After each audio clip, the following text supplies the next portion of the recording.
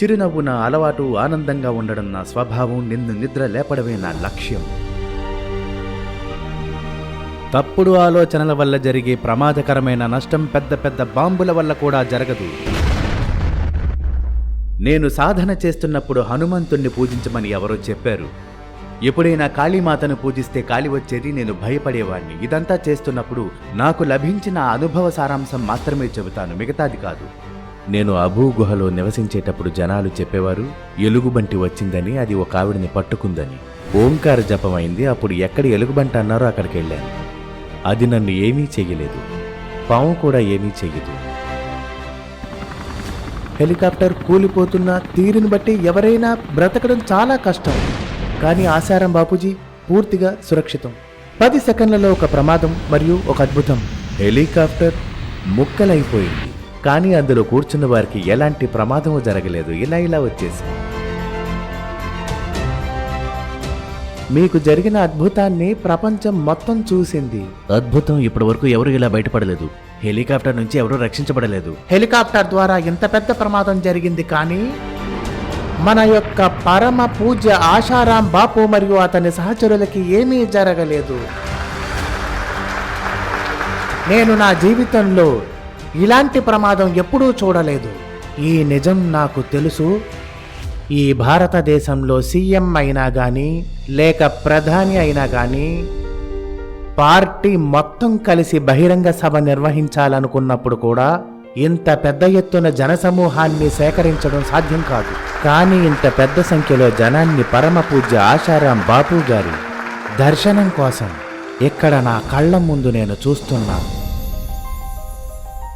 ఎవరైతే ప్రకటించినప్పుడే యమునా నదిని తన చరణ స్పర్శతో శాంతమైన అవస్థకు చేర్చారో, 6వ రోజు పూతన వస్తే దాని విషాన్ని కూడా తాగారు.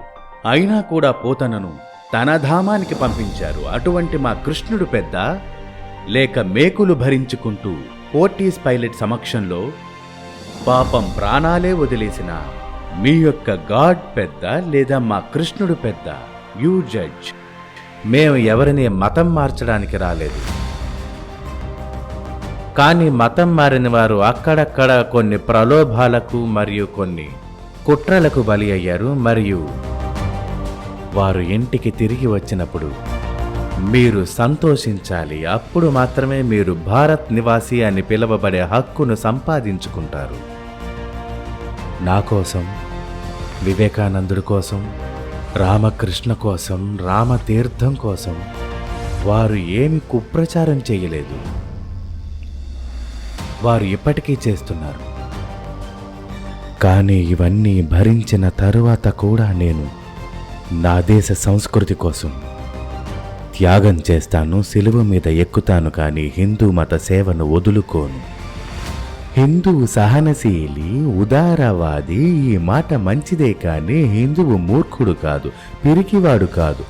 ఎప్పుడెప్పుడు ఈ సంస్కృతిపై దాడి జరిగిందో, అప్పుడు ఎలా అయితే సముద్రం యొక్క అల తిరిగి వచ్చినప్పుడు అది మరింత వేగంతో వస్తుందో, అలాగే ఈ భారత కెరటం మళ్లీ వేగంతో రాబోతోంది.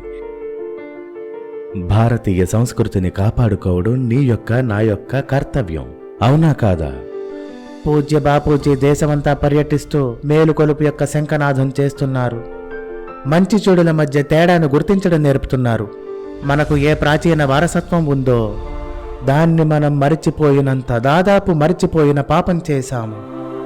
ఆ వారసత్వాన్ని మళ్లీ మన కళ్ల ముందు పెట్టారు. మీ ప్రాంతాలలో జాగ్రత్తగా ఉండండి. మీ హిందూ సోదరులను, అమాయకులను విధర్ములుగా మార్చిన వారి పిల్లలు మీకు శత్రువులవుతారు. వీళ్ల కుతంత్రం దేశాన్ని ముక్కలు ముక్కలుగా చెయ్యటమే. మన దేశం ఐక్యంగా ఎందుకుండకూడదు? అందరం కలిసి ఒకరినొకరు జ్ఞాన మార్గంలో నడిపిస్తాం, ఒకరికొకరు సహాయం చేస్తాం, రక్షించుకుంటాం, ఐక్యంగా ఉంచుతాం. మన దేశాన్ని ఎందుకు ముక్కలు ముక్కలుగా చేయనిస్తాం? ఎవరితోనైనా మాట్లాడాలన్నా, కలవాలన్నా శంకరాచార్యను ఆపడము మరియు ఆయన్ని 4 వైపులా చుట్టి ఉంచడం, మానసికంగా వేదన పెట్టడం, ఇది బాధ. ఆయన బాధ కాదు, అందరి హృదయాలు పీడించబడ్డాయి. 21వ శతాబ్దంలో మీరు చూడండి, ఏ కారణంతోనైనా లక్షలాది మంది గుమిగూడతారు. అది ఇక్కడే కాదు, నేను బాపూజీ సత్సంగం హర్యానాలో కూర్చొని విన్నాను, పంజాబ్లో విన్నాను, రాజస్థాన్లో విన్నాను, ఉత్తరప్రదేశ్ గల్లీలో విన్నాను. దేశం మొత్తంలో కొత్త చైతన్యం వచ్చింది. సామూహిక సత్సంగం యొక్క కొత్త ప్రభావం ప్రారంభమైంది. మల్లా అనే పేరిచ్చాను. మోడీ మల్లా అన్నాను. మల్లా అంటే దృఢం, దృఢంగా ఉండడం అంటే కొంత భారాన్ని మోయాలనే ఉద్దేశం. భారత్ విశ్వగురువుగా ఉండేది, ఇప్పుడు కొంత మర్చిపోయాం. మళ్ళీ భారతదేశాన్ని ఆ విధంగా మార్చాలనే కళ ఈరోజో రేపో సాకారం అవుతుంది. దీనిని ఎవరూ ఆపలేరు కూడా. ప్రపంచ మానవ బాధల రక్షకునిగా భారత్ని మార్చాలి. మారుతుంది. ఒక ప్రభుత్వం వల్ల కాకపోతే రెండోది, మూడోది. సంతుల సంకల్పం ఈరోజు కాకపోతే రేపైనా అవుతుంది. భారతదేశం శాశ్వతంగా శోషింపబడుతుందా? ఎవరైతే గీతను చదివారో, భారతీయ సంస్కృతిని అర్థం చేసుకున్నారో వారు హృదయపూర్వకంగా ఈ భారతీయ సంస్కృతిని ప్రశంసించారు. మీరు గర్వపడండి, మేము భారతీయులమని. ప్రజలంటారు ఇంగ్లీషు భాష ఎంతో గొప్పదని. అరే, ఈ భాష కంటే చెత్త భాష ఇంకొకటి లేదు.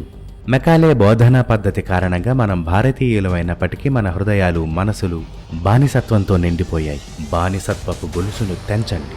మీ దేశ భాషను, మీ సంస్కృతిని మీరు కాపాడుకోకపోతే మీ శత్రువులు కాపాడతారా? మీరందరూ భారతీయ శ్రేయోభిలాషులు ఏకం కావాలి. మనలో మనకి కొన్ని భేదాభిప్రాయాలుండొచ్చు, కానీ సంస్కృతి రక్షణలో మనమందరం ఏకం కావాలి.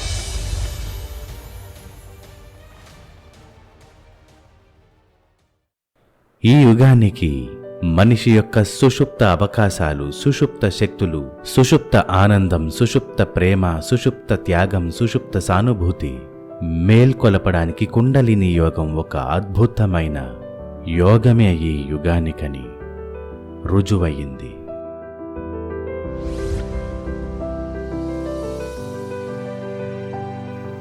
ఆలోచించండి మీరెవరని. అదే ఆలోచిస్తూ 18-19 సంవత్సరాలు గడిచాయి. అయితే ఏమైంది? నేను అని గుర్తించబడే వరకు నేను నేను అని స్మరించు. ఎక్కడ చేరుకోవాలి? అది మన స్వరూపమే. చేరుకో అంటే మన స్వరూపం అని తెలుసుకో.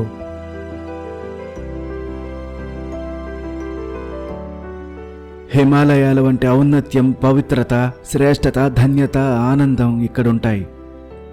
అలాగే మన బాపు జాతి యొక్క వారసత్వం. జీవితంలో ప్రతి వ్యక్తి నిరాశ చెందుతాడు. నిరాశ చెందిన ప్రతి వ్యక్తికి ఆశారాంజీ అవసరం ఉంటుంది.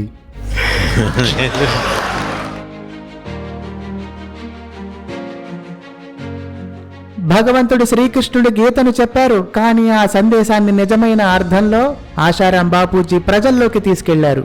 ఆశారాం బాపూజీ ప్రసంగాలు దేశవ్యాప్తంగా అన్ని చోట్ల జరుగుతున్నాయి. చాలామంది తమ జీవితాలని మార్చుకుని సరళ మార్గంలో రావాలని ఎంతో ప్రయత్నించి మంచి మార్గంలోకి వస్తున్నారు. ఆవు నెయ్యి, పెరుగు, పేడ, గోజరణం. ఆవును పెంచితే చాలా మంచిది. ఆహారం పెట్టాలి. మీ చేతులతో తింటే ఆవు సంతోషిస్తుంది. ఆ సమయంలో ఆవును వేళ్లతో నిమరండి. ఆవు యొక్క రోగనిరోధక శక్తి ద్వారా వైద్యులు తిరస్కరించిన కేసులు నయమవుతాయి. ఆవును గౌరవించడం అనేది భగవాన్ శ్రీకృష్ణుడు చేస్తారు, రాముడు చేస్తారు. అరే, రావణుడు కూడా ఆవును గౌరవిస్తారు. రావణుడు ఒక కఠినమైన ఆజ్ఞ చేశాడు. అదేంటంటే ఆవును ఎక్కడ గౌరవిస్తారో, ఎక్కడైతే ఆవు ఉంటుందో దాని గాలి వల్ల, పాల వల్ల పర్యావరణం స్వచ్ఛంగా ఉంటుంది, ఆరోగ్యంగా ఉంటుంది. గోవుని హత్య చేసిన వారిని విడిచిపెట్టము, వారు శిక్షించబడతారు, దండించబడతారు. ఆవును పెంచగలిగితే చాలా మంచిది. ఆవును పెంచలేకపోయినప్పటికీ ఆవు డెక్క యొక్క మట్టి దొరికితే తీసుకుని ఉంచండి. ఎక్కడికైనా పని మీద వెళ్ళేటప్పుడు ఆవు డెక్క మట్టిని తిలకంగా ధరించండి. మీ పనిలో విజయాన్ని సాధిస్తారు. నీలగిరి చెట్లు వాయువును కలుషితం చేస్తాయి, ప్రాణశక్తిని హరిస్తాయి. దీనికి బదులుగా రావి చెట్టు యొక్క జీవన శక్తి పుష్కలంగా ఉంది. వేప చెట్టు అయితే రాత్రిపూట కూడా వేప చెట్టు కింద నిద్రిస్తే సాత్విక ప్రాణశక్తినిస్తుంది. నీలగిరిని వేడండి, రావి చెట్టును పెంచండి, తులసిని పెంచండి, వేప చెట్టు, ఉసిరి చెట్టును పెంచండి. పిల్లలకు వీరుల యొక్క కథలను, ఓంకార జపాన్ని ఇంకా భగవద్ ధ్యానము, భగవంతుని నామ మహిమను తెలియచేయండి. గేదెలను మేపుతున్న పిల్లవాడు గోయేర్లో ఇంజనీర్ అయి 1,80,000 సంపాదిస్తున్నాడు. అటువంటి మంత్ర విద్య మన భారతీయ సంస్కృతిలో ఉంది. గం గణపతయే నమః. పిల్లలు చదువుకోవడానికి వెళ్ళినా, పరీక్ష రాయడానికి వెళ్ళినా తిలకం పెట్టండి. గం గం గణపతయే నమః. గం గణపతయే అంటే పేపర్ కూడా బాగా వస్తుంది. ఒక్క గమ్ అనే పదం నా మెదడులోని న్యూరాన్లను యాక్టివేట్ చేసింది. నాకు మంచి జ్ఞాపక శక్తిని సృష్టించింది. ఆక్స్ఫర్డ్ డిక్షనరీలో 80,000 పదాలు నాకు పేజ్ నెంబర్తో సహా గుర్తున్నాయి. ఇది గురుకృప యొక్క అద్భుతమనే చెప్తాను. ఈ రోజుల్లో మంచి కుటుంబాల్లోని పిల్లలు పాఠశాలల్లో లేదా చలనచిత్రాల్లో, విదేశీ ఛానళ్లలో ఎలాంటి చెత్తను చూస్తారంటే మన దేశ సంపద ఎన్నో విధాలుగా క్షీణించిపోతోంది. సంయమనం లేకుండా సామర్థ్యం వృద్ధి చెందదు. ఎవరి జీవితంలో అయితే దివ్య ప్రేరణ ప్రకాష్ పుస్తకం వస్తుందో వారు భాగ్యవంతులు. ఈ పుస్తకాన్ని ఏ అమ్మాయి అబ్బాయి చదువుతారో వారు ఖచ్చితంగా తేజోవంతులవుతారు. అన్నదమ్ములు 5 సార్లు చదవండి. స్త్రీలు సంయమనం మరియు మనోబలం, బుద్ధిబలం, శారీరక బల సంపన్నులవుతారు. మరి సోదరులు ఈ పుస్తకాన్ని చదివితే తెలివైన వారు, సంయమనం, సద్గుణవంతులవుతారు. ఇక్కడ ఎయిడ్స్ చికిత్స కోసం 1,000 కోట్ల అరబ్ రూపాయలు ఖర్చు చేస్తారు. ఎందుకంటే ఎయిడ్స్ ఉండకూడదు. కానీ సదాచార ప్రచారం చేయడానికి ఎవరు ఇంత ఖర్చు చేస్తారు? అందుకోసం సంత్ మహాపురుషులు ఇంత కృషి చేయకపోతే ఈ రోజు దేశం ఎటువంటి దుర్గతి స్థితికి చేరేదో తెలియదు. వ్యాలంటైన్ డే, ప్రేమ దినోత్సవం. అరే ప్రేమ దినోత్సవమా లేక కామ వికారపు రోజా? ఒకరికొకరు పువ్వులనిచ్చుకుంటారు, కామదృష్టితో చూసుకుంటారు. రజం వీర్యం నాశనం అవుతుంది. యువతీ యువకులకు ఇలాంటి వినాశకారపు రోజులు ఎప్పుడూ వచ్చి ఉండవు. శుద్ధమైన ఆవు నెయ్యి పోయింది, పాలు పోయాయి ఆ పిల్లల చేతుల్లోంచి. సాత్విక ఆహారం పోయింది, సాత్విక సంస్కారం పోయింది. ఇంకా ఏమైనా మిగిలి ఉందంటే అది వ్యాలంటైన్స్ డే కారణంగా, చెత్త సినిమాల కారణంగా. ఐ లవ్ యూ అంటూ ఈ పిల్లల వినాశనాన్ని నేను చూడలేకపోతున్నాను. అందుకని నేను ప్రయత్నిస్తున్నాను మన యువాధనం రక్షణ కలగాలని, మన యువతీ యువకులు సుఖంగా ఉండాలని, సుఖంగా గౌరవించబడాలని, ఇంకా ప్రపంచంలో ఉన్న వాళ్ళంతా సుఖంగా, ఆరోగ్యంగా గౌరవించగలిగేలా నా దేశ యువతీ యువకుల యొక్క ఉజ్వల భవిష్యత్తు ఉండాలని. అందుకే నేను ఇది చేస్తున్నాను. ఫిబ్రవరి 14కు పువ్వులు కాదు, హృదయాన్ని తీసుకుని, పూజా సామాగ్రి తీసుకుని అమ్మ పాదాల వద్దకు, నాన్న పాదాల వద్దకు రండి. దీంతో నీలోని అంధకార తీర్థం శుద్ధమవుతుంది. ప్రేమ దినోత్సవం చేసుకోవాలా? అయితే అమ్మా నాన్నలకు పిల్లలు ప్రేమతో పూజ చేయాలి. తల్లిదండ్రులు పిల్లలను ప్రేమతో త్రిలోచనులుగా మారాలని సంకల్పించాలి. డిసెంబర్ 25 తులసి పూజా దినోత్సవం. మరి ఇంకొక కారణం, ఈ పండుగ రోజుల్లో జనం మాంసం, మదిరం, క్రిమినల్ ఆలోచనలు చేస్తూ ఉంటారు. దీనివల్ల సమాజ ప్రవృత్తి మారుతుంది. అందుకే ప్రారంభించాను. సాధువుల పేర్లు తీసుకున్నట్లయితే సుఖ్దేవ్ గారిది మొదటి నెంబర్ అవుతుంది. సుఖ్దేవ్ గారు జ్ఞానాన్ని పొందారు రాజా జనకుడు నుండి. రాజా జనకుడు భారత కన్య సులభాకి అర్ఘ్యపాదాలతో పూజిస్తారు. అయితే ఎంత గౌరవం ఆ కన్యకు లభించిందో, ఎంత గౌరవాన్ని ఆ స్త్రీలు పొందేవారు. ప్రస్తుతం అభాగ్యులైన స్త్రీలకు ఎర్రటి లిప్స్టిక్ పూసి, సిగరెట్ అలవాటు చేసి, ఎర్రటి పౌడర్ లిప్స్టిక్తో భోగి బొమ్మల్లాగా చేసి, బాయ్ కట్ చేసి, క్లబ్బులో డాన్సులు చేయిస్తూ ఆపై అంటారు స్త్రీలకు స్వేచ్ఛనిస్తున్నామని. మహిళల పట్ల ద్రోహం చేస్తున్నారు, మహిళలను మోసం చేస్తున్నారు, మహిళలను భోగ వస్తువుగా మార్చేశారు. యోగినిలుగా చేస్తే స్త్రీకి న్యాయం జరిగినట్లు భోగినిలుగా చేస్తే న్యాయం ఎలా అవుతుంది? ఇది అన్యాయం. ఎత్ర నార్యస్తు పూజ్యతే రమంతే తత్ర దేవత. స్త్రీలు గౌరవించబడే చోట సుఖశాంతులు, వృద్ధి ఉంటాయి. స్త్రీలు పట్టీలు ధరించాలి లేదా వెండి కంకణాలు ధరించాలి, ఇంకా తిలకం పెట్టుకోవాలి. దీనివల్ల తల్లుల ఆలోచన శక్తి ఇంకా ఆరోగ్యకరమైన కణాలు పెరుగుతాయి. ఏవైతే భాగ్యాన్ని మార్చగలిగేవో వాటి స్థానంలో చనిపోయిన జంతువుల ఎముకల ద్రావణంతో తయారు చేసిన వస్తువులు వారి నుదుటిపై పెట్టడం ఎంత అన్యాయం జరుగుతోంది. ఒకవేళ ఇంట్లో ప్లాస్టిక్ బొట్లు ఉన్నట్లయితే వాటిని కాలవలో పారేయండి. తులసి వేరుకున్న మట్టి యొక్క తిలకం చాలా శ్రేయస్కరం. చందన తిలకము, కుంకుమ తిలకము, సింధూర తిలకము లాభాన్ని చేకూరుస్తాయి. అమావాస్య, పూర్ణిమ, ఏకాదశి, జన్మదినం, హోలీ, దీపావళి, జన్మాష్టమి, శివరాత్రి ఈ రోజుల్లో సంభోగం జరిపినట్లయితే వికలాంగ సంతానం కలుగుతుంది. మానసిక వికలాంగులు, శారీరక వికలాంగులు పుడతారు. ఎవరైతే 6 నెలల బ్రహ్మచర్య దీక్ష తీసుకోవాలనుకున్నారో చేతులను పైకెత్తండి. ఓం సూర్యాయ నమః, ఓం శంకరాయ నమః, గం గణపతయ నమః, హనుమంతయ నమః, భీష్మాయ నమః, అర్యమాయ నమః. ఈ 5 పుణ్యాత్ములని స్మరించడం ద్వారా ఎంతటి కామాంధుడైన వ్యక్తి అయినా బ్రహ్మచర్యాన్ని పాటించడంలో సహాయం జరుగుతుంది. మద్యం సేవించడం వల్ల మీ బుద్ధిలో భగవంతుడిని పొందగలిగే యోగ్యత క్షీణిస్తుంది. మాంసం తినడం వల్ల మీకున్న సౌమ్యత, శాంతి స్వభావం, స్వచ్ఛమైన భావాలు క్రూరత్వంగా మారతాయి. మాంసం అంతా ఒక్కటే. జింక, మేక, ఆవు కళ్లతో చూసి మనిషి తింటాడు, ఖచ్చితంగా నరకానికి వెళ్తాడు. जीव मार भोजन करे ताकि करे बखान, पीपा प्रत्यक्ष देख ले थाली में शमशान. జీవించు నువ్వు అందరికీ పురోగతి. అందరి పురోగతిలో మన పురోగతి.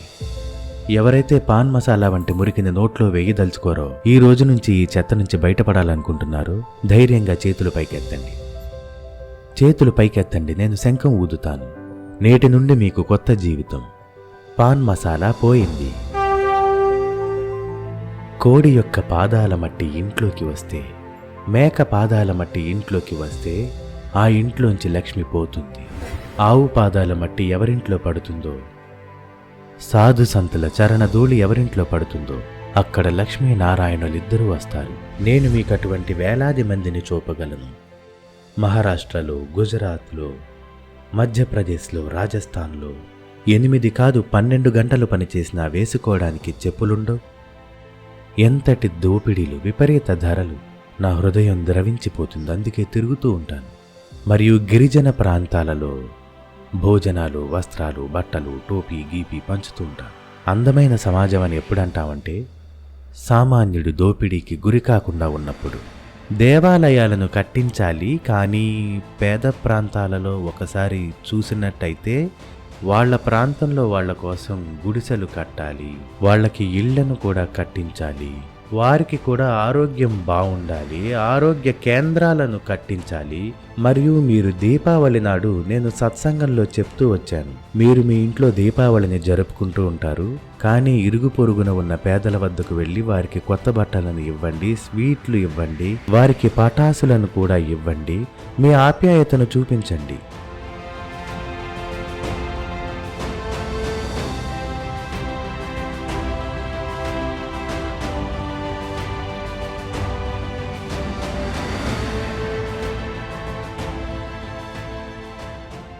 ఇప్పుడు ఆశ్రమాలు ఇంకా సమితుల మీద కూడా గాలులు వీస్తాయి. అందుకొరకు మీరు కూడా సిద్ధంగా ఉండాలి. తప్పుడు ప్రచారాలు జరుగుతాయి. ఏవేవో చేస్తారు చేసేవారు. ఆధ్యాత్మిక విప్లవ శంఖాన్ని పూరించి సమాజ శ్రేయోభిలాష అయిన సంత్ తన జీవితాన్నంతటినీ సమాజ శ్రేయస్సు కోసం అర్పించేశారు. భారతదేశంలోనే కాకుండా విశ్వధర్మాల పార్లమెంటులో కూడా భారతీయ సంస్కృతి గొప్పదనాన్ని చాటారు. ఇంకా హిందువులను మతమార్పిడుల నుండి కాపాడారు. ఇదేనా ఆయన చేసిన అపరాధం?